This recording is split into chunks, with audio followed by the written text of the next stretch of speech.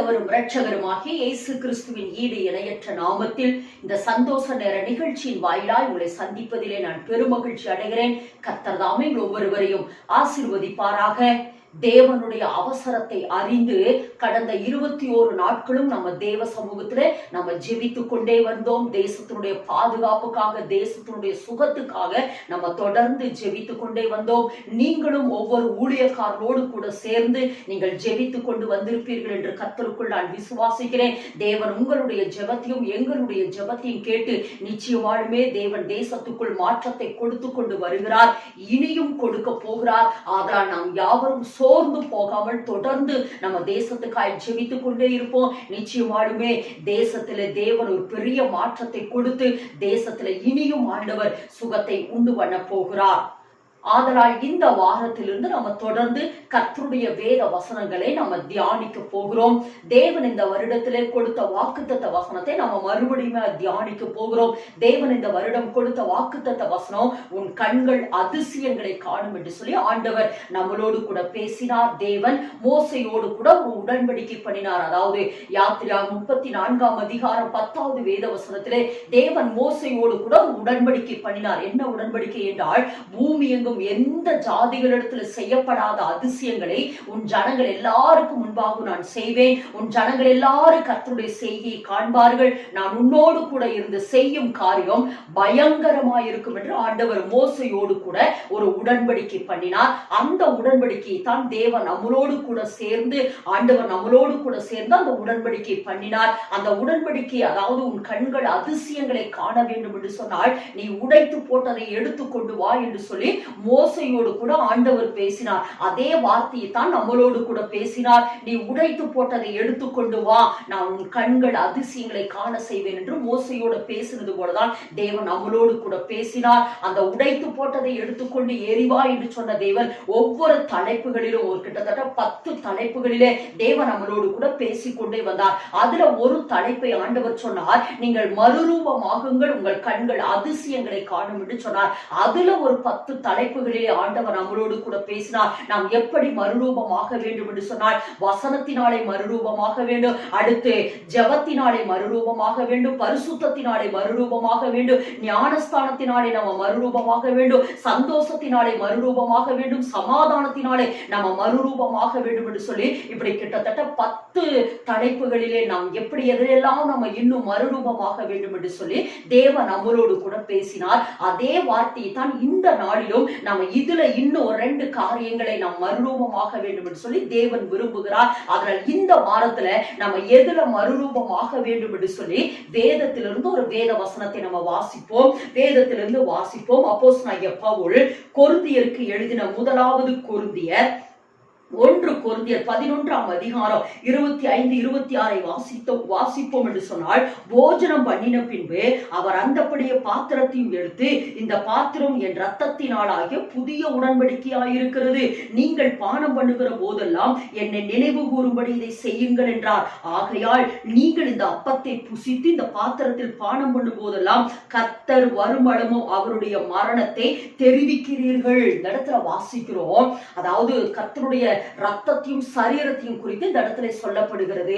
இந்த வாரத்தில் தேவன் நம்மளோடு கூட பேசுகிற வார்த்தையினுடைய தலைப்பு என்னவென்றால், உடன்படிக்கையினாலே மறுரூபமாகுங்கள். நிறைய விஷயத்துல நம்ம மறுரூபமாகி கொண்டே இருக்க வேண்டும். நம்ம மறுரூபமாகி கொண்டே இருக்கிற பொழுதுதான் நம்ம கண்கள் அதிசயங்களை காணும் என்று சொல்லி நிறைய தலைப்புகளிலே தேவன் நம்மளோடு கூட பேசிக் கொண்டு வந்தார். இந்த வாரத்தில் அவர் என்ன சொல்லுகிறார் என்றால், உடன்படிக்கையினாலே நீங்கள் மறுரூபமாகுங்கள், உடன்படிக்கையினாலே நீங்கள் மறுரூபமாகுங்கள் என்று சொல்லி ஆண்டவர் நம்மளோடு கூட பேசுகிறார். அதாவது உடன்படிக்கை என்றால் என்ன அர்த்தம் என்று சொன்னால், ஒரு ஒப்பந்தம். உடன்படிக்கை என்றால் இருவர் செய்து கொள்ளுகிற ஒரு ஒப்பந்தம். அதாவது மனுஷனுடைய ஒப்பந்தங்கள் கூட ஒரு சில நேரங்களில் மாறிவிடும். ஆனால் தேவனோடு அல்லது இயேசு கிறிஸ்துவோடு அல்லது இயேசு கிறிஸ்து நம்மோடு கூட செய்கிற அந்த உடன்படிக்கை என்கிற ஒப்பந்தம் ஒரு நாளும் ஒளிந்து போகாது. ஏனெனில் பொய் சொல்ல தேவன் ஒரு மனிதன் அல்ல, மனமார் அவர் மனுபுத்திரன் அல்ல. அவர் சொல்லியும் ஒருபடியும் செய்யாதிருப்பாரா, அவர் வசனத்தை நிறைவேற்றாதிருப்பாரா என்று வேதத்துல நம்ம வாசிக்கிறோம். அப்போ இன்றைக்கு ஆண்டவர் என்ன சொல்லுகிறார் என்றால், புதிய உடன்படிக்கை நான் உன்னோடு கூட செய்திருக்கிறேன், அல்லது புதிய உடன்படிக்கை நான் உன்னோடு கூட செய்கிறேன் என்று சொல்லுகிறார். அந்த உடன்படிக்கையினாலதான் நம்ம மறுரூபமாக வேண்டும் என்று சொல்லி ஆண்டவர் இன்றைக்கு நம்மளோடு கூட பேசுகிறார். வேதத்துல நம்ம நிறைய இடங்களில வாசிப்போம் என்றால், தேவன் ஆபிரகாமோடு உடன்படிக்கை பண்ணினார், தேவன் ஈசாக்கோடு உடன்படிக்கை பண்ணினார், அடுத்து யாக்கோபோடு கூட உடன்படிக்கை பண்ணினார், அடுத்து மோசையோடு உடன்படிக்கை பண்ணினார். அதனால் தான் அந்த மோசையோடு கூட செய்த அந்த உடன்படிக்கை குறித்து தான் நம்ம தொடர்ந்து வாசித்துக் கொண்டே வருகிறோம். அதாவது ஆபிரகாமோடு கூட ஆண்டவர் உடன்படிக்கை செய்தார். என்ன உடன்படிக்கை என்றால், உன் சந்ததி திரளா இருக்கு, நீ திரளான ஜாதிகளுக்கு தகப்பனாவா என்று சொன்னார், உன் சந்ததி வானத்து நட்சத்திரத்தை போல இருக்கும் என்று சொன்னார், கடற்கரை மணலை போல இருக்கும் என்று உடன்படிக்கை செய்தார். அதே போல தேவன் ஆபிரகாமுடைய சந்ததியை ஆசீர்வதித்துக் கொண்டே வந்தார். அடுத்து மோசையோடு உடன்படிக்கை பண்ணினார். என்ன உடன்படிக்கை என்றால், பூமி எங்கும் எந்த ஜாதிகளிடத்தில் செய்யப்படாத அதிசயங்கள் ஜனங்கள் எல்லாருக்கும் முன்பாக நான் செய்வேன், நான் உன்னோடு கூட இருந்து செய்யும் காரியம் பயங்கரமா இருக்கும் என்று ஆண்டவர் சொன்னார். அதையே நம்ம உபாகமத்துல கடைசியில நம்ம வாசிக்கிற பொழுது, மோசையை கொண்டு தேவன் செய்த அற்புத அடையாளங்கள் முன்னிருந்தவர்களும் இல்லை பின்னிருந்தவர்களும் இல்லை என்று வேதத்துல வாசிக்கிறோம். அடுத்து மோசையோடு கூட தேவன் ஒரு சிநேகிதன் பேசினது போல பேசினாரா, ஒரு சிநேகிதனோட பேசுவது போல கர்த்தர் மோசையோட பேசினார். அப்ப மோசையை கொண்டு தேவன் செய்த அற்புதங்கள், செங்கடலை பிளந்த அற்புதம், வனாந்தரத்துல மன்னாவை கொடுத்த அற்புதம், எகிப்துல மோசையை கொண்டு நிறைய அற்புதங்கள், கிட்டத்தட்ட 10 அற்புதங்களை செய்தாரே. இதெல்லாம் இயற்கைக்கு அப்பாற்பட்ட அற்புதங்களை தேவன் மோசையை கொண்டு செய்தார். இதுதான் உன்னோடு கூட இருந்து செய்யும் காரியம் பயங்கரமா இருக்கும். அந்த உடன்படிக்கை தேவன் என்ன செய்தார் என்றால் நிறைவேற்றினார் என்று வேதத்துல நம்ம வாசிக்கிறோம். அப்ப இது பழைய ஏற்பாட்டின் உடன்படிக்கை. இதைத்தான் ஆண்டவர் என்ன செய்யறார்னா புதிய ஏற்பாட்டின் உடன்படிக்கை என்று கர்த்தர் சொல்லுகிறார். அதாவது உடன்படிக்கை என்பது எப்படி செய்வார்கள் என்றால், உடன்படிக்கை என்றால் எப்படி செய்வார்கள் என்றால், எரேமியா தீர்க்கதரிசனத்தின் புத்தகம் 34ஆம் அதிகாரம் 14வது வேத வசனத்தை நம்ம வாசிப்போம் என்றால், எரேமியா தீர்க்கதரிசனத்தின் புத்தகம் 34ஆம் அதிகாரம் 18வது வேத வசனத்தை வாசிப்போம் என்றால், என் முகத்துக்கு முன் பண்ணின உடன்படிக்கையின் வார்த்தைகளை நிறைவேற்றாமல் என் உடன்படிக்கை மீறின மனுஷனை நான் துண்டங்களின் நடுவாக கடந்து போகும்படி அவர்களை இரண்டாக துண்டித்து கன்றுக்குட்டியை போல் ஆக்குவேன். அதாவது உடன்படிக்கை எப்படி செய்வார்கள் என்று சொன்னால், அதாவது ஒரு கன்றுக்குட்டி எடுத்து 2 துண்டங்களாக வெட்டுவார்களா.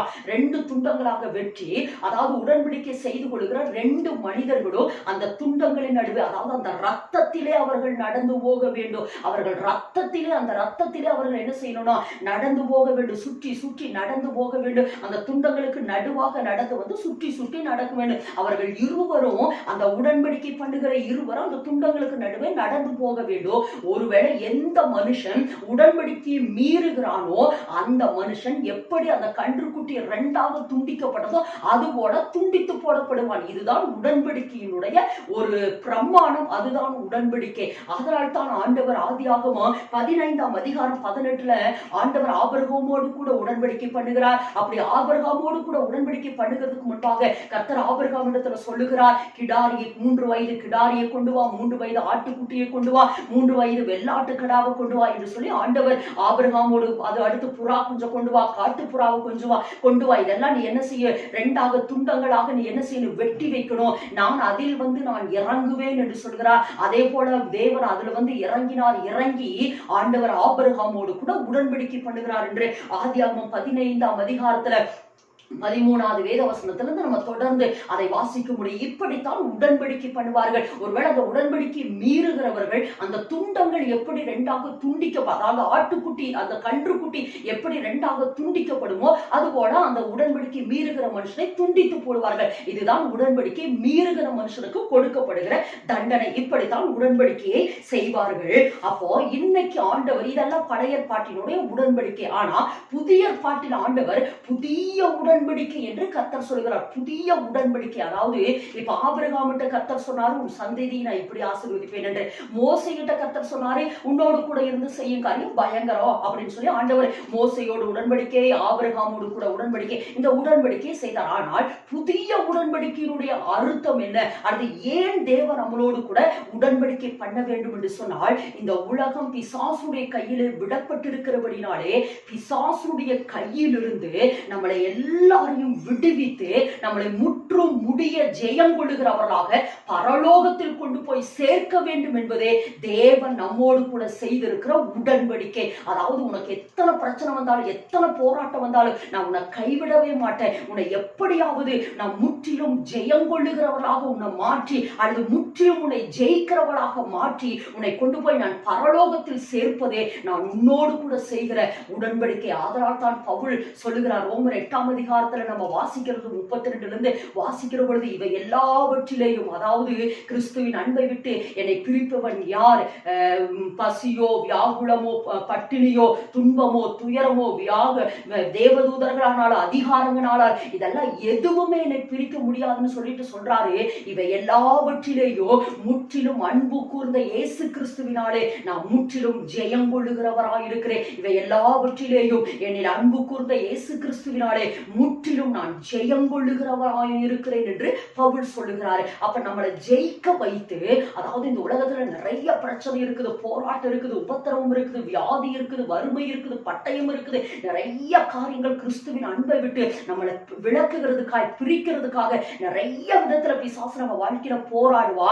ஆனா எதுவுமே அது நம்மை அசைக்காம, அதில் எல்லாவற்றிலும் கிறிஸ்துவனுடைய அன்பிலே நம்மளை நிலைத்திருக்க செய்து எப்படியாவது நம்மளை பரலோகத்தில் கொண்டு போய் சேர்க்க வேண்டும். அதனால் தான் வெளிப்படுத்தல நம்ம வாசிக்கிற பொழுது, ஜெயம் கொள்ளுகிறவன் எவனோ, ஜெயம் கொள்ளுகிறவன் எவனோ, ஜெயங்கள் கடைசியில சொல்றான், ஜெயம் கொள்ளுகிறவன் எவனோ முற்றிலும் என்ன செய்வானா, அவன் சுதந்தரிப்பான் என்று சொல்கிறார். ஜெயம் கொள்ளுகிறவன் எவனோ அவன் முற்றிலும் சுதந்தரிப்பான் என்று சொல்றான். அதாவது முதல்ல தொடங்குறாரு, ஜெயம் கொள்ளுகிறவன் எவனோ ஜீவ விருட்சத்தின் கனியை புசிப்பான் என்று ஒவ்வொரு வார்த்தையா ஆண்டவர் சொல்லிட்டு வந்து கடைசியில சொல்றாரு, ஜெயம் கொள்ளுகிறவன் எவனோ முற்றிலும் சுதந்தரிப்பார். இதுதாங்க தேவ நம்மளோடு கூட செய்கிற அந்த உடன்படிக்கை. இதுதான் புதிய ஏற்பாட்டினுடைய உடன்படிக்கையாயிருக்கிறது. புதிய ஏற்பாட்டினுடைய உடன்படிக்கை, அதாவது ஆபிரகாமோடு கூட தேவன் உடன்படிக்கை செய்தார், மோசையோடு கூட கர்த்தர் உடன்படிக்கை செய்தார். அந்த உடன்படிக்கை எல்லாம் அவரோடு கூட இருந்து நிறைவேற்றினார், அவருக்கு வெளியில இருந்து நிறைவேற்றினார். ஆனால் இயேசு கிறிஸ்து நம்ம சரீரத்துக்குள்ள இருந்து அந்த உடன்படிக்கையை நிறைவேற்ற விரும்புகிறார்.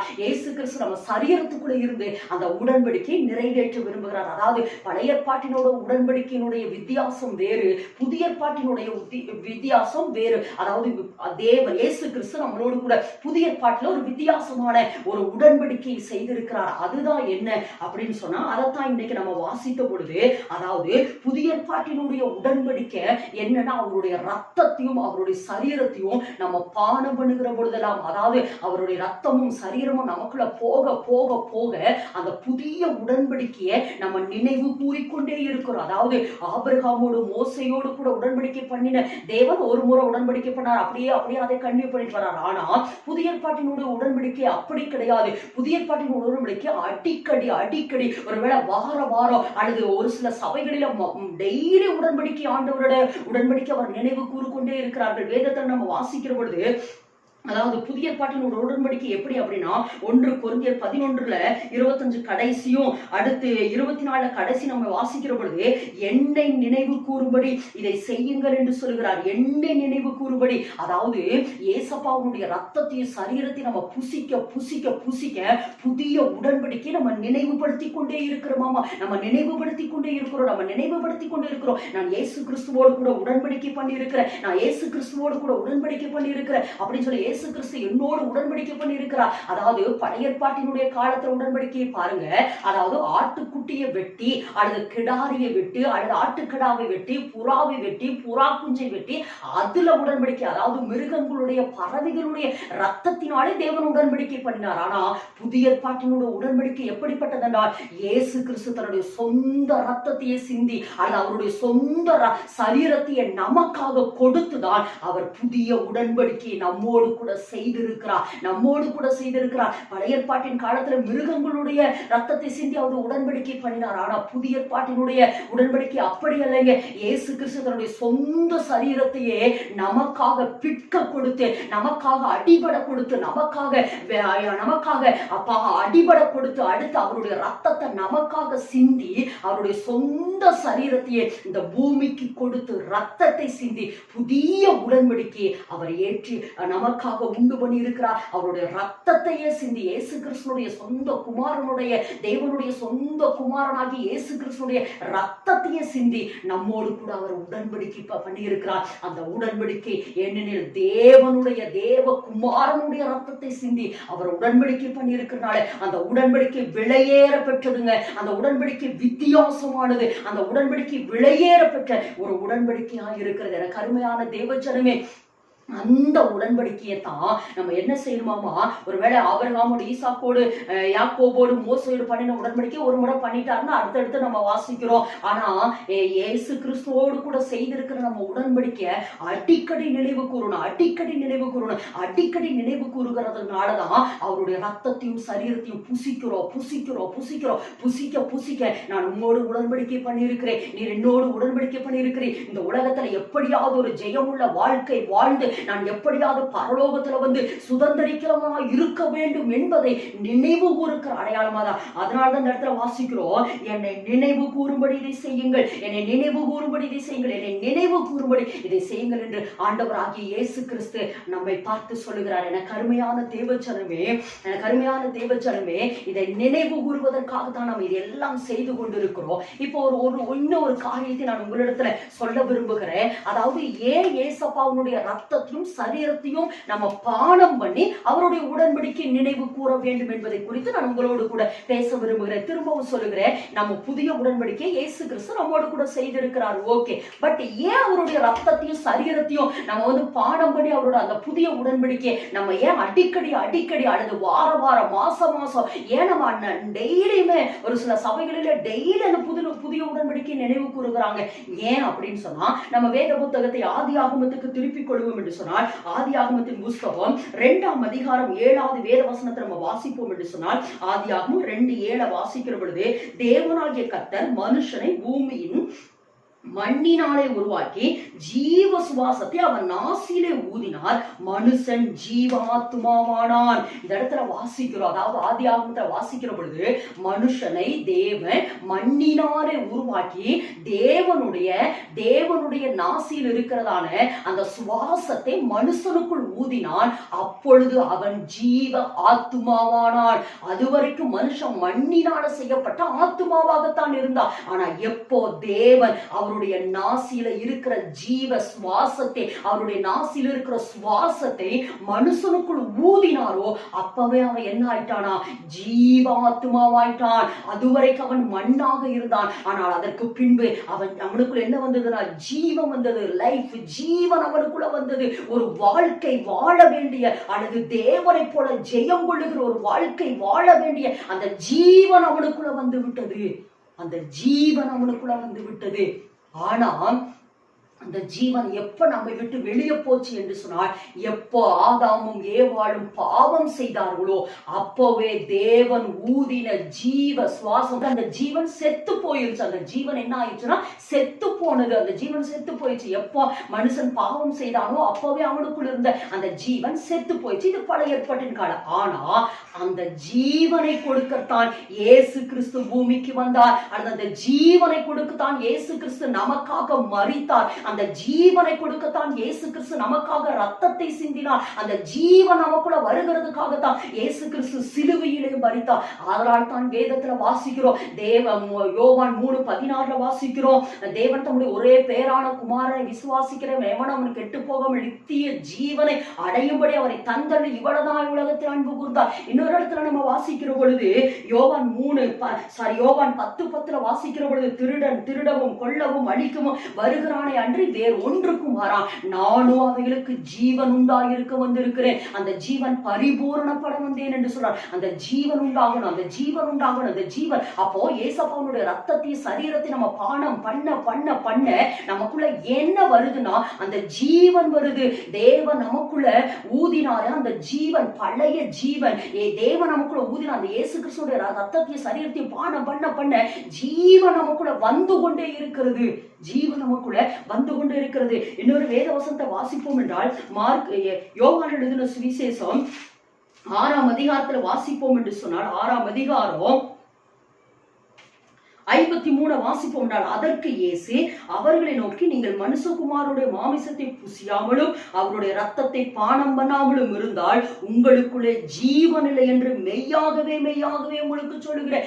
ஏன் நமக்குள்ள ஏன் ஏசப்பாவுடைய ரத்தத்தையும் சரீரத்தையும் நம்ம பானம் பண்ணணும்? ஏன் அந்த புதிய உடன்படிக்கை நம்ம நினைவு கூறிக்கொண்டே இருக்க வேண்டும் என்று சொன்னால், இயேசு கிறிஸ்துடைய ரத்தமும் சரீரமும் நமக்குள் போக போக போக நமக்குள்ள என்ன வருதாமா? ஜீவன் வருது. ஒருவேளை ஏசப்பாவுடைய ரத்தத்தையும் சரீரத்தையும் நம்ம பானம் பண்ணவில்லை என்று சொன்னால், அதாவது தேவன் ஆதியிலே நமக்குள்ள ஊதின அந்த ஜீவன் செத்து போயிருக்கு. அந்த ஜீவன் அப்படியே செத்த மாதிரி தான் கிடக்கும். ஆனா ஏசப்பாவுடைய ரத்தத்தையும் சரீரத்தையும் நம்ம பானம் பண்ண அந்த ஜீவன் நமக்குள்ள என்ன செஞ்சுட்டே இருக்குமாமா? வளர்ந்து கொண்டே இருக்கு. அந்த ஜீவன் எழுப்பிக் கொண்டே இருக்கும். அந்த ஜீவன் உயிர்ப்பிக்கப்பட்டு கொண்டே இருக்கு. அதனாலதான் அவருடைய ரத்தத்தையும் சரீரத்தையும் பானம் பண்ணாதவன் அவனுக்குள்ள என்ன இல்லையாமா? ஜீவன் இல்லை என்று வேதத்துல நம்ம வாசிக்கிறோம். அடுத்து 1 யோவான் 5:11-12 வாசிப்போம் என்றால், குமாரனை உடையவன் ஜீவனுடையவன், குமாரன் இல்லாதவன் ஜீவன் இல்லாதவன் என்று 1 யோவான் 5:12 நம்ம வாசிக்கிறோம். அப்போ ஏன் நம்ம அவருடைய மரணத்தை நம்ம நினைவு கூறுறோம்? ஏன் இயேசு கிறிஸ்துவோட அந்த உடன்படிக்கை நினைவு கூர்ந்து கொண்டே இருக்கிறோம் என்றால், அந்த நினைவு கூறுகிறதுக்கு அடையாளமாகத்தான் அவருடைய ரத்தத்தையும் சரீரத்தையும் பானம் பண்றோம். அவருடைய ரத்தத்தையும் சரீரத்தையும் பானம் பண்ண இந்த உலகத்துல இருக்கிற எல்லாவற்றிலும் நாம் முற்றிலும் ஜெயம் கொள்ளுகிறதுக்கு ஏதுவான ஜீவன் நமக்குள்ள வந்து கொண்டே இருக்கிறது. ஆதலால் தான் எனக்கு அருமையான தேவஜன ஆண்டவர் நம்மை பார்த்து சொல்லுகிறார், அவருடைய ரத்தத்தையும் சரீரத்தையும் பானம் பண்ண நமக்குள் ஜீவன் உண்டாகிறது. அந்த ஜீவன் நமக்குள்ள வர வர வர வர வர வர நம்ம நாளுக்கு நாள் மறுரூபமாகி கொண்டே இருக்கோம். உடன்படிக்கையினாலே மறுரூபமாகுங்கள் என்று கர்த்தர் சொல்லுகிறார். அப்ப அந்த உடன்படிக்கையினாலே எப்படி அந்த உடன்படிக்கை? இயேசு கிறிஸ்துவின் ரத்தத்தையும் சரீரத்தையும் அவர் நம்மோடு செய்த அந்த உடன்படிக்கை நினைவு கூர்ந்து அவர் ரத்தத்தையும் சரீரத்தையும் பானம் பண்ண நமக்குள் மறுரூபம் வந்து கொண்டே இருக்கிறது. இந்த உலகத்தில் ஒரு வெற்றியுள்ள வாழ்க்கை வாழுகிறதுக்கு அந்த ஜீவன் தான் நம்மளை வாழ வைக்கிறதா இருக்கிறது. எனக்கு ஒரு சம்பவம் ஞாபகத்திற்கு வருகிறது. ஒரு குறிப்பிட்ட பட்டணத்துல ஒரு சகோதரன் இருந்தார். அவர் சுகவீனமாய் இருந்தார். ஆதலால் நானும் என் கணவரும் அந்த சகோதரனை விசாரிக்கும்படியாக நாங்கள் போயிருந்தோம். அப்போ என் கணவர் அந்த சகோதரனோடு கூட விசாரித்து விட்டு ஒரு வார்த்தை சொன்னார், பிரதர், நீங்க எவ்வளவு சீக்கிரம் திருவிருந்து எடுக்க முடியுமோ, அதாவது அவருடைய ரத்தத்தையும் சரீரத்தையும் பானம் பண்ண முடியுமோ, தயவு செய்து நீங்க சீக்கிரத்துல திருவிருந்து எடுங்கள் என்று சொல்லி அந்த சகோதரன் இடத்துல என் கணவர் சொன்னார். உடனே அந்த சகோதரியும் அந்த சகோதரனுடைய மகனும் சொன்னார்கள், என் அப்பா திருவிருந்து எடுத்ததை நான் பார்த்ததே இல்லை என்று சொல்லி அவர்கள் சொன்னார்கள். ஆனால் என் கணவர் கண்டிப்பாய் அவரிடத்துல சொல்லி இருந்தார், நீங்கள் எவ்வளவு சீக்கிரம் திருவிருந்து எடுக்க முடியுமோ அவ்வளவு சீக்கிரம் திருவிருந்து எடுங்கள் என்று அந்த சகோதரனிடத்துல சொல்லிவிட்டு நாங்கள் வீட்டுக்கு வந்து விட்டோம். வந்து ஒரு 15 நாட்களுக்கு பின்பு எனக்கு ஒரு அழைப்பு வருகிறது. அதில் என்ன என்று சொன்னால், எந்த சகோதரனுக்காய் நாங்கள் ஜெபிக்க வேண்டும் என்று போயிருந்தோமோ அந்த சகோதரன் ஒரு விபத்திலே மரித்து விட்டார் என்று சொல்லி அந்த நேரத்தில் என் கணவர் ஊரில் இல்லை, அவர் வெளியூருக்கு ஒரு ஊழியத்திற்காக அவர் போயிருந்தார். அப்ப திரும்பி வந்த உடனே மறுபடியும் நாங்கள் அவர்களை விசாரிக்கும்படியால் நாங்கள் போயிருந்தோம். போன உடனே என் கணவர் அந்த சகோதரியை பார்த்தார். அதாவது மரித்து போன அந்த சகோதரனுடைய மனைவியை பார்த்து கேட்டார், பிரதர் திருவிருந்து எடுத்தாங்களா அப்படின்னு கேட்ட பொழுது அந்த சகோதரி சொன்னார்கள், என் கணவனிடத்துல எவ்வளவோ நான் கெஞ்சினேன், ஆனால் அவர் திருவிருந்து எடுக்கவே இல்லை என்று சொன்னார். அது மிகவும் பரிதாபமாய் இருந்தது. உடனே என் கணவர் சொன்னார், கர்த்தருடைய வார்த்தைக்கு கீழ்ப்படியாத நிமித்தம் இதை வந்த ஒரு சிற்றை, அதனால் தேவனுடைய கரத்தில் உங்களை ஒப்பு கொடுத்து ஜெபிங்கள் என்று நாங்கள் ஜெபித்து விட்டு வந்து விட்டோம். இதை எதுக்கு சொல்றேன்னா, அப்ப என் கணவர் ஜெபிக்கிற பொழுது அவர் மேல ஒரு போராடுகிற மரணத்தினுடைய இருள் அல்லது போராடுகிற ஒரு சில விபத்தினுடைய இருள் என் கணவருடைய ஆவியில் அதை உணர்ந்தபடினால்தான் இதை எப்படி மேற்கொள்ள முடியும் என்று சொன்னால், திருவிருந்து எடுக்கிற பொழுது, அதாவது இயேசு கிறிஸ்துடைய ரத்தத்தையும் சரீரத்தையும் பானம் பண்ணுகிற பொழுது, அல்லது அந்த புதிய உடன்படிக்கை நம்ம நினைவு கூறுகிறதின் நிமித்தம் ஆண்டவர் என்ன செய்யறாரா, பிசாசுடைய கையிலிருந்து நம்மளை விடுவிக்கிறவராய் இருக்கிறார். அப்ப அதனால் தான் அந்த காரியத்தை சொன்னார். ஆனால் அந்த காரியத்தை அவர்கள் செய்யாதபடினாலே அந்த சகோதரன் மரித்து விட்டான். எனக்கு அருமையான தேவஜனமே, எனக்கு நிறைய நேரம் நம்மவும் திருவிருந்தை நம்ம ரொம்ப அலட்சியம் பண்றோம். ஞாயிற்றுக்கிழமை திருவிருந்தை ரொம்ப அலட்சியம் பண்றோம். ஒரு சில சபைகளில வாரம் கொடுப்பாங்கன்னா, ஒரு சில சபைகளில டெய்லி திருவிருந்து. ஏன்னா அவருடைய ரத்தமும் அவருடைய சரீரமும் நமக்குள்ள வர வர வர வர அவருடைய சரீரத்துல இருக்கிற அந்த வல்லமானது அவருடைய சரீரத்தில் இருக்கிற அந்த பரிசுத்தம், அந்த அவருடைய சரீரத்துல இல்லாத நோய் கிருமிகளை எல்லாம் தேவன் நமக்குள்ள வைக்கிறார். அதே போல அவருடைய ரத்தத்தில் இருக்கிற அந்த வல்லமை, அவருடைய ரத்தத்தில் இருக்கிற அந்த பிதாவினுடைய சித்தத்தை நிறைவேற்ற வேண்டும் என்று அவருடைய ரத்தம் எப்படி துடித்ததோ அதுபோல நாமும் அவருடைய ரத்தத்தை புசிக்க புசிக்க புசிக்க தேவ குமாரனுடைய அந்த தேவ சித்தத்தை நிறைவேற்ற வேண்டும் என்கிற அந்த துடிப்பு நமக்குள்ள வரும். என கருமையான தேவச்சனமே, ஒருவேளை நீங்க திருவிருந்த அலட்சியம் பண்ணுகிறவரா இருப்பீர்கள், இன்றைக்கு உங்களை ஒப்புக்கொடுங்க. ஏன்னா திரும்ப நான் சொல்லுகிற ஏசப்பாவுடைய ரத்தமும் சரீரமும் நமக்குள்ள வர வர வர இயேசு கிறிஸ்து, அதாவது தேவனுடைய சுவாசத்துல இருந்த அதே ஜீவன் நமக்குள்ள வருகிறது. அது இயேசு கிறிஸ்துடைய சரீரத்தில் இருக்கிறதான அதே ஜீவன், அதே ரத்தத்தினுடைய வல்லமை நம்ம சரீரத்துக்குள் வர வர வர வர நம்மளும் இந்த உலகத்துல ஒரு வெற்றியுள்ள வாழ்க்கையும் முற்றிலும் ஜெயம் கொள்ளுகிறவர்களாக நம்ம மாற முடியும். அதனால எனக்கு அருமையான தேவஜனமே, ஒருவேளை இந்த நாட்களில் நமக்கு திருவிருந்து எடுக்க முடியாத ஒரு சூழ்நிலையா இருக்கலாம். ஆனா ஒரு சில சபைகளிலே சொல்லுகிறார்கள், நீங்கள் வீட்டிலே திருவிருந்தை எடுத்துக்கொள்ளுங்கள், நான் ஜெபிக்கிற பொழுது நீங்களும் சேர்ந்து ஜெபியுங்கள், அப்பொழுது அப்பத்தையும் ரசத்தையும் பானம் பண்ணுங்கள் சொல்றார். ஆனால் இதை அடிக்கடி நினைவு கூறிக்கொண்டே இருக்கணும். இது அடிக்கடி இந்த அவருடைய ரத்தத்தையும் சரீரத்தையும் பானம் பண்ணுகிற அல்லது அவரோடு கூட செய்திருக்கிற அந்த உடன்படிக்கை நம்ம நினைவு கூற நினைவு கூற நினைவு கூற நம்ம நாளுக்கு நாள் மறுரூபமாகி கொண்டே இருக்கிறோம். நாளுக்கு நாள் மறுரூபமாகி கொண்டிருக்கிறோம். அவர் உடன்படிக்கை நம்ம நினைவு கூற நம்ம நாளுக்கு நாள் மறுரூபமாகி கொண்டே இருக்கிறோம். அதால் எவ்வளவு சீக்கிரம் நம்ம திருவிருந்து எடுக்க முடியுமோ அவ்வளவு சீக்கிரத்துல நம்ம திருவிருந்து எடுத்து புதிய உடன்படிக்கையினாலே நம்ம மறுரூபமாகுவோம். இரண்டாவது, நம்ம ஏன் திருவிருந்து எடுக்க வேண்டும் என்று சொன்னால் வேதத்துல வாசிக்கிறோம். அதே அப்போஸ்தலனாகிய பவுல் கொரிந்தியருக்கு எழுதின அந்த 11ஆம் அதிகாரம் 26வது வேத வசனத்தை பாருங்க. ஆகையால் நீங்கள் இந்த அப்பத்தை புசித்து இந்த பாத்திரத்தில் பானம் பண்ணுகிற பொழுதெல்லாம் கர்த்தர் வருமளவும் அவருடைய மரணத்தை தெரிவிக்கிறீர்கள். இந்த இடத்துல வாசிக்கிறோம், அவருடைய மரணத்தை தெரிவிக்கிறீர்கள். அப்படி என்றால் என்ன அர்த்தம்னா, அவருடைய மரணத்தை நீங்கள் அறிக்கையிடுகிறீர்கள், அல்லது அவருடைய மரணத்தை தெரிவிக்கிறீங்க. அப்படின்னா அந்த மரணத்தை தெரிவிக்கிறீங்க, ஆனா வாயினாலே அவருடைய மரணத்தை அறிக்கையிட்டு கொண்டே இருக்கணும், அறிக்கையிட்டு கொண்டே இருக்கணும். ஏன்னா ஏசாயா 53ஆம் அதிகாரம் 5வது வேத வசனத்தை நாம் வாசிக்கிற பொழுது, மெய்யாகவே அவர் நம்முடைய பாடுகளை ஏற்றுக்கொண்டு நம்முடைய துக்கங்களை சுமந்தார், நாமோ அவர் தேவனால் அடிக்கப்பட்டு வாதிக்கப்பட்டு சிறுமைப்பட்டவர் என்று எண்ணினோம், நம்முடைய மீறுதல்கள் நிமித்தம் அவர் காயப்பட்டு நம்முடைய அக்கிரமங்கள் நிமித்தம் அவர் நொறுக்கப்பட்டார், நமக்கு சமாதானத்தை உண்டு பண்ணும் ஆக்கினை அவர் மேல் வந்தது, அவருடைய தழும்புகளால் குணமானோம். அப்படின்னு என்ன அர்த்தம்னா, நம்ம அவருடைய மரணத்தை அறிக்கையிடணும், அவருடைய மரணத்தை தெரிவிக்கணும். இயேசு கிறிஸ்து என்னுடைய பாவங்களுக்காக சிலுவையிலே மரித்து விட்டார், இயேசு கிறிஸ்து என்னுடைய சாபங்களுக்காக சிலுவையில் அவர் அறையப்பட்டார், இயேசு கிறிஸ்து என் வாழ்க்கையில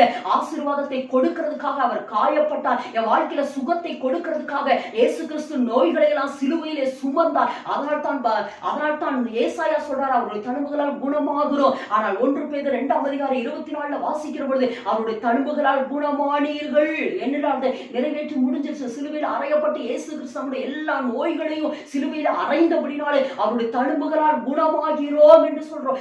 ஏசாயா சொல்ற குணமாகிறோம், ஆனால் புதிய பாட்டுல வாசிக்கிற பொழுது குணமானீர்கள் என்று சொல்றார். அப்படின்னு என்ன அர்த்தம்னா, அது அவர் சிலுவையிலே முடித்து விட்டார், என்னுடைய துக்கத்தை சிலுவையிலே முடித்து விட்டார், என்னுடைய நோய்களை சிலுவையிலே முடித்து விட்டார், என்னுடைய தரித்திரத்தை சிலுவையிலே முடித்து விட்டார். எல்லாவற்றுக்கும் மேலாக நான் பாவம் செய்த நிமித்தம் என்னுடைய எல்லா பாவங்களையும் இயேசு கிறிஸ்து சிலுவையிலே என்ன செஞ்சிட்டார்னா அறைந்து விட்டார், சிலுவையிலே அறைந்து விட்டார் என்று சொல்றோம்.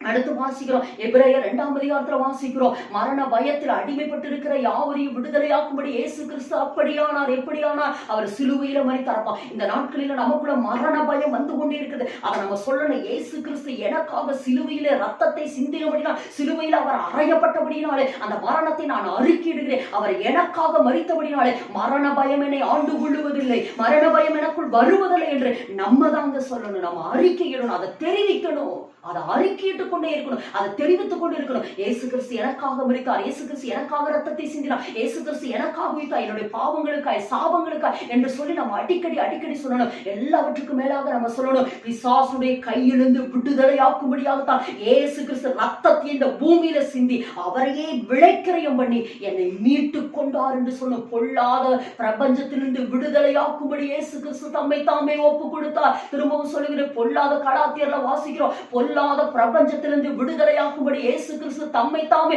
ஒப்பு கொடுத்தார். எதற்கு தெரியுமா? பொல்லாத பிசாசுடைய கையிலிருந்து விடுதலையாக. நம்ம சொல்லணும், இயேசு கிறிஸ்து எனக்காக ரத்தத்தை சிந்தினபடினால், இயேசு கிறிஸ்து எனக்காக மரித்தபடினாலே இனி இந்த பிசாசுடைய கிரியைகள் என் மேல அதிகாரம் செலுத்த முடியாது, என் மேல உரிமை செலுத்த முடியாதுன்னு நம்ம தாங்க மரணத்தை தெரிவிக்கிறவர்களா இருக்கணும், அது மரணத்தை அறிக்கையிடுகிறவர்களா இருக்கணும். மரணத்தை அறிக்கையிட எனக்கு ஒரு சம்பவம் ஞாபகத்துக்கு வருகிறது. ஒரு நாள் மார்ட்டின் லூத்தர் அவர்கள் தன்னுடைய அறையில டேபிள் மேல உட்கார்ந்து அவர் எழுதி கொண்டிருந்தார், பிரசங்கத்தை ஆயத்தப்படுத்தி கொண்டிருந்தார். அப்ப ஜன்னல் வழியாக ஒரு பிசாசு வந்து மார்ட்டின் லூத்தரை பார்த்து சொல்லுச்சான், நீ என்ன பெரிய ஒழுங்கா, நீ இத்தனை பாவங்களை செய்திருக்கிறாய் என்று. அவர் என்னென்ன பாவங்களை செய்தாரோ அத்தனை பாவங்களையும் எழுதின ஒரு பெரிய லிஸ்ட கொண்டு வந்து மார்ட்டின் லூத்தருக்கு முன்னாடி அந்த பிசாசு வைத்துச்சான். மார்ட்டின் லூத்தர் ஒரு நிமிடம் யோசித்து விட்டு தன் அருகே இருந்த சிவப்பு இங்க் பாட்டில், ரெட் இங்க் பாட்டில இருக்கிற அந்த இங்கை எடுத்து அந்த பிசாசு கொடுத்து அந்த லிஸ்ட் மேல ஊத்தி விட்டு சொன்னாரா, நான் பாவம் செய்தது உண்மை, ஆனால் இயேசு கிறிஸ்து எனக்காக ரத்தத்தை சிந்தினபடினாலே இந்த பாவம் எல்லாம் அழிந்து விட்டது என்று சொல்லி மார்ட்டின் லூத்தர் பிசாசை பார்த்து சொன்னவுடனே அவன் போய் விட்டான். இதை எதுக்கு சொல்றேன் என்றால், இதை நம்ம அறிக்கையிடணுங்க. பிசாசு நம்மளை கூனி குறுக்க செய்து கொண்டிருக்கிறான். இந்த நாட்களில் நோய் கிருமிகள் பயங்கரமாய் பரவி கொண்டிருக்கிற இந்த நாட்களில அது மெயினா மரண பயத்துக்குள்ள நிறைய பேர் இருக்கிறோம். ஆனா அந்த வசனத்தை அறிக்கையிடணும். மரண பயத்தில் அடிமைத்தனத்துக்குள்ளாயிருக்கிற யாவரையும் விடுதலையாகும்படி இயேசு அப்படியானார், எப்படியானார், சிலுவையில எனக்காக மரித்திருக்கிறார். இதை நம்ம சொல்லணுங்க. இதை நம்ம சொல்ல சொல்ல சொல்ல சொல்ல மரணத்தை நம்ம தெரிவிக்கிறவராய் இருக்கிறோம். மரணத்தை தெரிவிக்கிறா இருக்கிறேன். பாவங்களுக்காய் மரித்தார், சாபங்களுக்காக மரித்தார் என்று நம்ம சொல்ல சொல்ல சொல்ல சொல்ல இயேசு கிறிஸ்துவினுடைய மரணத்தை அறிக்கையிடுகிறதினாலே ஒருபோதும் நம்ம வாழ்க்கையில பிசாசு ஜெயிக்க முடியாது. நம்ம முற்றிலும் ஜெயம் கொள்ளுகிறவராக இருக்க முடியும். மூன்றாவது முக்கியமான ஒரு காரியத்தை நம்ம வாசித்து நம்ம ஜெபிக்க போறோம். அடுத்து, அதாவது இயேசு கிறிஸ்து நமக்குள்ள ஜீவனை கொடுக்கத்தான் இந்த உலகத்திலே நமக்காக மரித்தார். அந்த ஜீவன் பிதாவினிடத்துல இருந்து வந்த ஜீவன், அந்த ஜீவன் செத்து போயிடுச்சு. ஆனா இயேசு கிறிஸ்து அந்த ஜீவனை நமக்குள்ள கொடுக்கத்தான் மரித்தார். ஒண்ணு.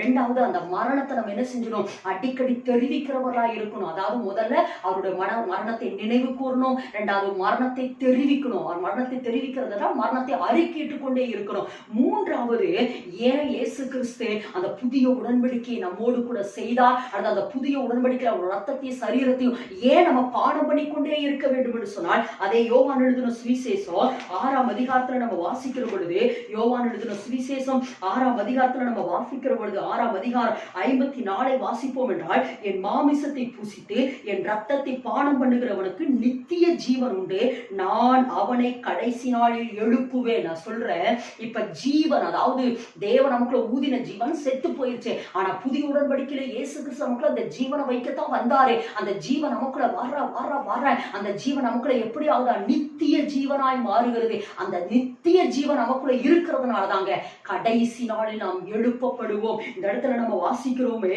அந்த நித்திய ஜீவனை, அந்த மாமிசத்தை புசித்து என் ரத்தத்தை பானம் பண்ணுகிறவனுக்கு நித்திய ஜீவன் உண்டு, நான் அவனை கடைசி நாளில் எழுப்புவேன். கர்த்தருடைய வருகை நாளில 1 தெசலோனிக்கேயர் 5ஆம் அதிகாரம் 4ஆம் அதிகாரம் 16 வாசிக்கிறோமே, கடைசி நாள் நாம் உயிரோடு இருக்கிற நாமும் மரித்தவர்களாம் எழுந்திருப்போம் என்று வேதத்துல நம்ம வாசிக்கிறோமே, அவரோடு கூட போவோம் என்று வேதத்துல வாசிக்கிறோமே, எழுந்து அவரோடு கூட போவோமே. எப்போ எழுவோனா, அவருடைய ஜீவன் நமக்குள்ள வருகிற பொழுது அந்த ஜீவன் நமக்குள்ள என்ன ஆயிக்கொண்டே இருக்கிறதாமா? மறுரூபமாய்க்கொண்டே இருக்கும், மறுரூபமாய்க்கொண்டே இருக்கு. நாளுக்கு நாள் அதாவது அந்த பிசாசுடைய சாயல். ஏன்னா நம்ம பாவம் செஞ்ச உடனே அந்த பிசாசுடைய சாயல் வந்துருச்சு. பிசாசுடைய பார்வை, பிசாசுடைய வார்த்தைகள், பிசாசுடைய பேச்சு, பிசாசுடைய செயல்கள், பிசாசுடைய நடக்க, பிசாசுடைய சிந்தைகள், இதெல்லாம் நமக்குள்ள வந்துருச்சு. ஆனா அவருடைய ரத்தத்தையும் சரீரத்தையும் பானம் பண்ண நமக்குள்ள என்ன வருது? மறுரூபம் வருது. அவருக்கேற்ற சிந்தை, ஆவிக்கேற்ற சிந்தை, கிறிஸ்தேசுக்குள்ள இருந்த சிந்தை, அல்லது கிறிஸ்தேசுல இருந்த பார்வை, கிறிஸ்தேசுல இருந்த வார்த்தைகள், கிறிஸ்தேசுல இருந்த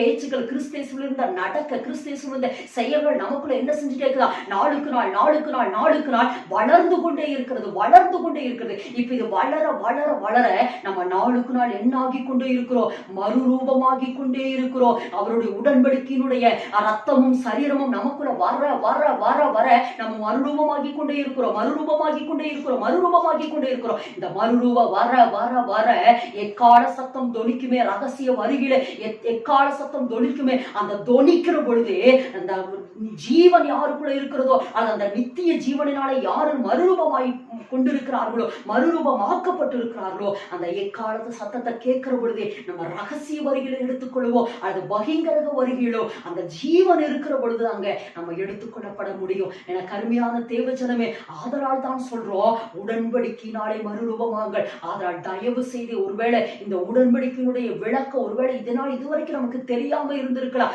ஆண்டவர் இதை நமக்கு கற்றுக் கொடுக்கிறார் என்று சொன்னால், இதை நம்ம இன்னும் இந்த உடன்படிக்கையை உறுதிப்படுத்தவர்களாக இருக்கணும், அல்லது அந்த உடன்படிக்கையில தேறினவர்களாக இருக்கணும், அல்லது அந்த உடன்படிக்கையினாலே நம்ம மறுரூபமாக்கப்பட வேண்டும் என்று கர்த்தர் விரும்புகிறார். திரும்பவும் சொல்லுகிறோம், அவர் இந்த உடன்படிக்கை எதுக்குன்னா அவரை நினைவு கூறுகிறதற்காக அந்த உடன்படிக்கை. இரண்டாவது மரணத்தை அறிக்கையிடுகிறது நிமித்தம் அந்த உடன்படிக்கை. மூன்றாவது கடைசி நாளில் நம்மளை எழுப்புகிறதுக்காக அந்த உடன்படிக்கை. அந்த உடன்படிக்கைக்கு அடையாளமாகத்தான் அவருடைய ரத்தத்தையும் சரீரத்தையும் நம்ம பானம் பண்ணி கொண்டே இருக்கிறோம். பானம் பண்ண பானம் பண்ண பானம் பண்ண உடன்படிக்கையினாலே நம்ம மறுரூபமாகும். மறுரூபமாக ஆக ஆக நம்ம கண்கள் அதிசயங்களை காணும் இந்த பூமியில. அதாவது நம்ம கண்கள் அதிசயங்களை காணும் இந்த பூமியில. ஆனா மறுரூபமாக ஆகத்தாங்க கடைசி நாளில நம்ம எழுப்பப்படுவோம். கிறிஸ்துவோடு கூட வேதத்துல வாசிக்கிறோம், ஜெயம் கொள்ளுகிறவனவனோ என்னோடு கூட சிங்காசனத்தில் என்னோடு கூட உட்காரும்படி அருளி செய்வேன் என்று சொல்லி ஆண்டவர் அந்த வெளிப்படுத்தல் 21 சொல்றாரு. அதனால நம்ம ஜெயம் கொள்ளுகிறவர்களாய் மாறி அவரோடு கூட சிங்காசனத்தில் உட்காருகிற அந்த கிருபையை தேவன் நமக்கு தரப்போகிறார். அதனால் இந்த உடன்படிக்கை தயவு செய்து யாரும் அலட்சியம் பண்ணாம, ஒருவேளை இந்த நாட்களில் ஒரு நெருக்கமான நாட்களா இருக்கலாம், ஆனாலும் இந்த நாட்களை தயவு செய்து நீங்க அலட்சியம் பண்ணாம உங்க சபை போதகர்கிட்ட சொல்லுங்க, எப்படியாவது எங்களுக்கு திருவிருந்த கொடுங்கன்னு சொல்லுங்க. அந்த திருவிருந்தை நம்ம புசிக்க புசிக்க புசிக்க அந்த ஜீவன் நமக்குள்ள வரும், தேவனுடைய சாயல் நமக்குள்ள வரும், பிசாசுடைய கிரியைகள் பிசாசுடைய சாயல்கள் நம்மை விட்டு வெளியே போகும். நம்ம நாளுக்கு நாள் மறுரூபமாகும், நம்மளுடைய கண்கள் அதிசயங்களை காணும். ஒரே ஒரு சம்பவத்தை சொல்லி நான் ஜெபிக்க விரும்புகிறேன். இந்தோனேசியாவுல நடந்த ஒரு சம்பவம். அதாவது இந்தோனேசியாவுல நிறைய இஸ்லாமியர்கள் தான் இருந்தாங்க, அதுல ரகசிய கிறிஸ்தவர்கள் நிறைய பேர் இருந்தாங்க, ரகசிய சபைகள் நிறைய, அநேக சபைகள், ரகசிய சபைகள் இருந்தது. அதுல திருமணமான ஒரு சகோதரி இயேசு கிறிஸ்துவை ஏற்றுக்கொண்டாங்க. அவங்க ரகசியமா தன் கணவனுக்கு தெரியாம ஆலயத்துக்கு போய் கொண்டு வருவார்கள், கிறிஸ்துவை தேட ஆரம்பித்தார்கள், வேதத்தை வாசிக்க ஆரம்பித்தார்கள். இப்படி அந்தரங்க கிறிஸ்தவராய் அந்த சகோதரி வாழ்ந்து கொண்டே இருந்தார். ஒரு வாரத்துல ஆலயத்துக்கு போனார்கள். அப்ப அந்த ஆலயத்துல போதகர் சொன்னார் என்னவென்றால், அடுத்த வாரம் இயேசு கிறிஸ்துடைய ரத்தத்தையும் சரீரத்தையும் நம்ம பானம் பண்ண போகிறோம் என்று சொல்லி அந்த போதகர் அந்த சபையில அறிக்கையிட்டார். இதை கேட்டு இந்த சகோதரிக்கு ரொம்ப சந்தோஷம். ஐயோ, அடுத்த வாரம் ஏசப்பானுடைய ரத்தத்தையும் சரீரத்தையும் நான் பானம் பண்ண போறேன், அவருடைய சரீரத்தையும் ரத்தத்தையும் பானம் பண்ண போறேன்னு இந்த மகளுக்குள்ள ரொம்ப சந்தோஷம். அந்த சந்தோஷத்தோட வீட்டுக்கு வந்தாங்க. எப்ப அடுத்த வாரம் வரும் எதிர்பார்த்து கொண்டே இருந்தார்கள். அதே போல ஞாயிற்றுக்கிழமை வந்தது. வழக்கம் போல எல்லா வேலைகளையும் முடித்து ஆலயத்துக்கு வேக வேகமா கிளம்புகிற பொழுது அவர் கணவன் அந்த சகோதரி தடுத்து, எங்க போற அப்படின்னு சொல்லி கேட்டாரு. உடனே அந்த சகோதரி எவ்வளவோ மழிப்பு பார்த்தாங்க, அங்க போறேன் இங்க கடைசியில சொல்லிட்டாங்க, ஆலயத்துக்கு நான் போகிறேன் என்று சொல்லி அந்த கணவன் அந்த சகோதரி போட்டு நல்லா அடித்தாங்க, பின்னி எடுத்துட்டாங்க.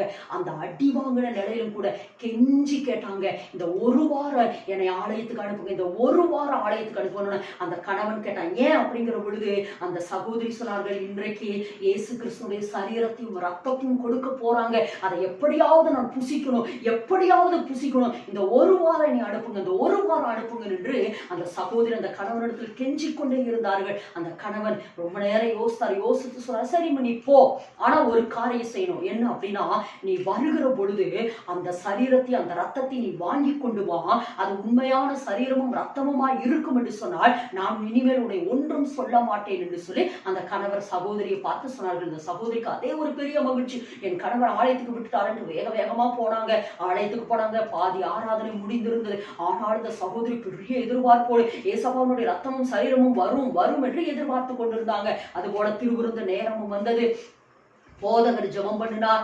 ஜெபம் பண்ணி விட்டு இந்த சகோதரி பெரிய எதிர்பார்ப்போடு இருந்தாங்க, ஏசப்பா சரீரம் நம்ம கைக்கு வரும்னு. ஆனா அந்த சகோதரி கைக்கு வந்தது ஒரு சின்ன பிரெட், ஒரு ரொட்டி துண்டு அந்த சகோதரி கைக்கு வந்தது. கொஞ்ச நேரத்துல பார்த்தா அந்த திராட்சை ரசம் அந்த சகோதரிக்கு வந்தது. இந்த சகோதரிக்கு மிகுந்த ஏமாற்றமாக இருந்தது. ஐயோ, நான் இயேசு கிறிஸ்துடைய சரீரம் தான் வாங்க போறேன், அவருடைய ரத்தத்தை தான் பானம் பண்ண போறேன், ஒரு பெரிய எதிர்பார்ப்போடு கூட இருந்தேன். நான் இப்படி ஏமாற்றப்பட்டுட்டேன்னு சொல்லி அந்த சகோதரி கையில வச்சுட்டு அழுது கொண்டே இருந்தாங்க. இந்த சகோதரிக்குள்ள இன்னொரு பயம் வந்தது. ஐயோ, நான் வீட்டுக்கு போனா என் கணவர் கேட்பாரு, எங்க இயேசு கிறிஸ்துடைய சரீரம், இயேசு கிறிஸ்துடைய ரத்தம் எங்கே கேட்டார்னா நான் எதை சொல்லுவேன், நான் என்னத்தை காட்டுவேன், ரொட்டி துண்டுக்காக இப்படி ஓடுனேன், அடுத்த ரசத்துக்காக இப்படி ஓடுனேன், என் கணவர் என்னை மிகவும் அடிப்பாரு என்று இந்த சகோதரி அழுது ஜெபித்துக் கொண்டே இருந்தாங்க. ஆராதனை முடிஞ்சது. இந்த சகோதரி 2 கையிலையும் அப்படியே பிடித்து கொண்டு வீட்டுக்கு வந்தாங்க. இந்த கணவன் அருவாளோடு கூட வெளியில நின்று கொண்டிருந்தார். எதுக்கு தெரியுமா? ஒருவேளை நீ ஏசப்பாவுடைய சரீரத்தை ரத்தத்தையும் கொண்டு வரவில்லை என்றால் உன்னை வெட்டி போடுவேன் என்று சொல்லி இருந்தார். அதனால ஒரு அருவாளோடு அந்த கணவன் நின்று கொண்டிருந்தார். அந்த சகோதரி பயத்தோட நடுக்கத்தோட வீட்டுக்குள்ள வந்தாங்க. அந்த கணவன் சொன்னார், இங்க காட்டு, இயேசு கிறிஸ்துவினுடைய சரீரத்தை காட்டு அப்படின்னு சொன்ன பொழுது இந்த சகோதரி மிகுந்த பயத்தோடு கூட அந்த கையை இப்படி திறந்தாங்க. பாருங்க, திறந்த பொழுது உண்மையாலுமே ஒரு சரீரம் வெட்டப்பட்டான். ஒரு துடிப்போடு கூட ஒரு துண்டு எப்படி இருக்குமோ அதே மாதிரி அந்த சகோதரனுடைய கையில ஒரு துண்டு அப்படி துடிச்சு கொண்டிருந்ததா. இதை பார்த்த அந்த சகோதரிக்கும் ஒரு ஆச்சரியம், அந்த கணவனுக்கும் ஒரு ஆச்சரியம்.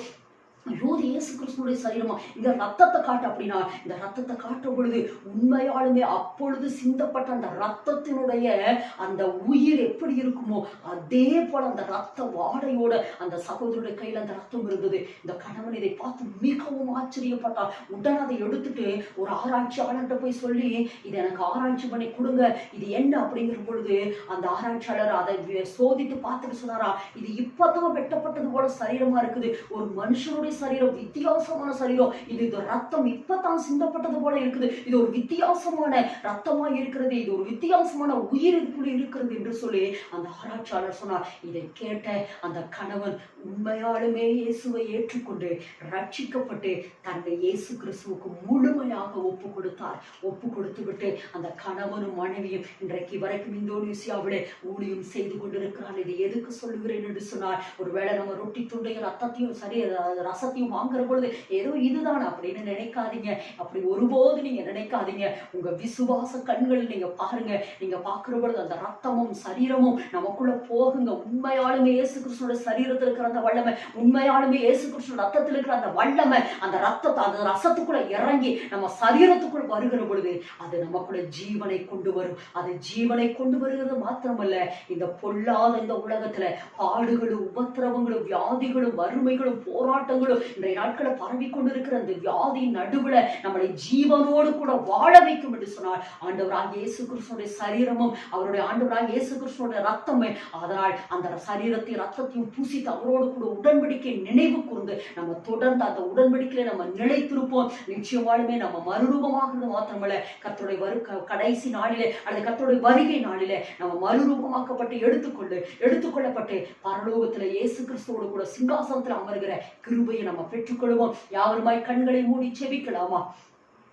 எங்களை நேசிக்கிற பரலோக தகப்பனே, ஆசீர்வதிக்கப்பட்ட அருமையான இந்த நாளில ஆண்டவரே உன் கண்கள் அதிசயங்களை காணும் என்று சொல்லி நீர் எங்களோடு கூட பேசினீர். ஆண்டவரே நிறைய காரியங்களை எங்களோடு கூட பேசிக்கொண்டு வந்து எதிலெல்லாம் நாங்க இன்னும் மறுரூபமாகணும் என்று நிறைய காரியத்தை எங்களோடு பேசினீர். இன்னைக்கு உடன்படிக்கையினாலே மறுரூபமாகுங்கள் என்று உடைய புதிய உடன்படிக்கை குறித்து எங்களோடு கூட பேசி இருக்கிறேன். உடைய சரீரத்தையும் உடைய ரத்தத்தை குறித்ததான ஆண்டவர் ஒரு விழிப்புணர்வை, அது உடைய ரத்தத்தை சரீரத்தை குறித்ததான ஒரு தெளிவை, அல்லது ரத்தத்தை சரீரத்தை குறித்து ஆண்டவரே ஆவிக்குரிய கண்களை திறந்த ஆண்டவரே நீர் எங்களோடு கூட பேசி இருக்கிற அந்த வார்த்தைகளுக்கு எங்களை ஒப்பு கொடுக்கிறோம். ஆண்டவரே இனிமேல் உடைய ரத்தத்தை சரீரத்தையும் பானபடுனத்தான் எனக்கு ஜீவன், அதுதான் என்னை மறுரூபமாக்கும், அதுதான் கடைசி நாளில் என்னை எழுப்பும் என்கிற அந்த விசுவாசத்தோடு அந்த நிச்சயத்தோடு கூட உடைய ஆண்டவரே திருவிருந்தில உடைய பந்தியிலே நாங்கள் ஆண்டவரை கலந்து கொள்ள கர்த்தர் எங்களுக்கு உதவி செய்யும். ஆண்டவரே ஒருவேளை இது சத்தியத்தை கேட்கிற யாரெல்லாம் ஒருவேளை இதுவரைக்கும் திருவிருந்து பந்தியை ஒருவேளை ஆண்டவரை அலட்சியம் பண்ணி இருப்பார் என்றால்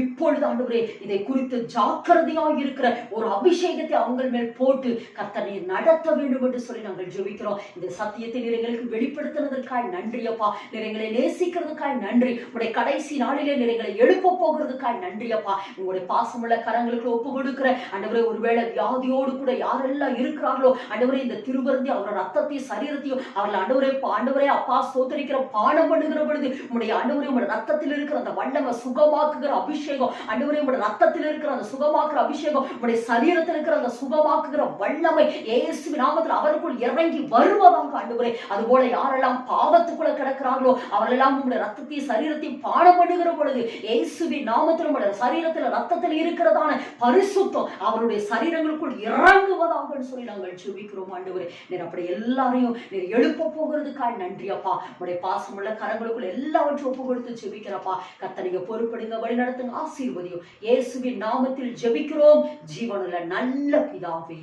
ஆமேன் ஆமேன் ஆமேன். நாம் இந்த வார்த்தையை கேட்கிறவர்களாய் மாத்திரமா இல்லாமல் அதை செயல்படுத்துகிறவர்களாய் மாற்றுவோம். ஏனென நான் அடிக்கடி சொல்லுவேன், தேவ சித்தம் இல்லாமல் இந்த சத்தம் நம்ம காதுல கேட்க முடியாது. இந்த சத்தத்தை கேட்போம் என்றால் தேவன் நம்மளை நேசிக்கிறார். அதனால் இந்த புதிய உடன்படிக்கைக்கு நம்மளை ஒப்பு கொடுப்போம். தேவன் தாமே நம்ம ஒவ்வொருவரையும் ஆசீர்வதிப்பாராக. ஆமேன். God bless you.